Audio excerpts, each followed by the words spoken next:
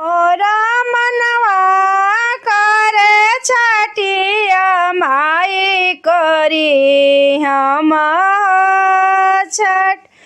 अरे मोरा मनवा करे आदित देव करी हम छठ। अरे कवनो नागी अनवा सूरज देव कैसे करी पारब। अरे कवनो नागी अनवा दित देव कैसे करी पारब। अरे सासु ना बतावाया दित देव गोतिनिया ना बता। अरे सासु नाया किलियाता देली गोतिनिया नाही बता। अरे कैसे करतई अरिया छठिया मैया कांपे लाहो सहरी। अरे कैसे करतई अरिया दित देवा कांपे लाहो सारी। अरे चुपा खा चुपाए बेटी नयनवा पोछा हलर। अरे चुपा खा चुपाए बेटी नयनवा पोछा हलर। अरे डोमवा घरवा जइहाए बेटी दौरवा लइहा बेसा।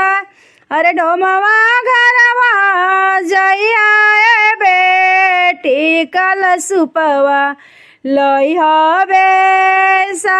रंग रेजवा घरवा जइहाए बेटी चुदरिया लिहा रंग।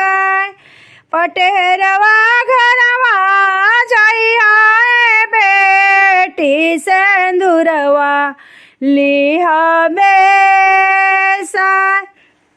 उजड़ा घरवा जइहाए बेटी नारियलवा लिहा बेसा। गैया गोबर लियाए बेटी तू आंगन दिहाली पाय। गैया गोबर लियाए बेटी तू आंगन दिहाली पाय। अरे चंदन चौकवा पुराई कलशवा समतुल। अरे चंदन चौकवा पुराई कलशवा समतुल। अरे दोहरी कलशुपवा सजाई घट दिया तू लगा।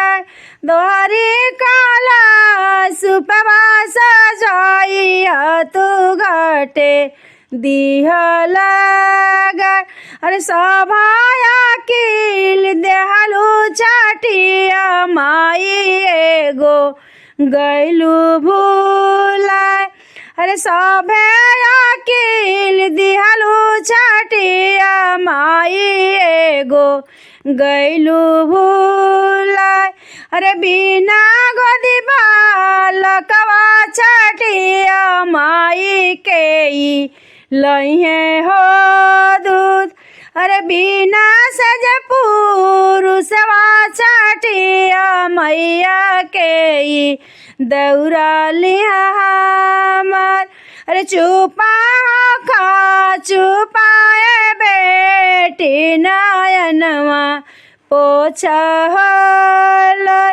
अरे सात जुगवा सात जनमवा रखब ए हावत। सात जुगवा सात जनमवा रखब ए हावत। अरे अजुए के रतियाए बेटी होई है नंदलाल। अरे अजुआ के नौआ महीनावा रही है नंदलाल। अरे हंसता भी हंसत बेटी करिया पूजा हमार। अरे हंसता भी हंसत बेटी करिया पूजा हमार। अरे मोरा मन करे छठिया माई करी तोहर परब। अरे मोरा मनवा करे आदित देवा करी तोहर परब।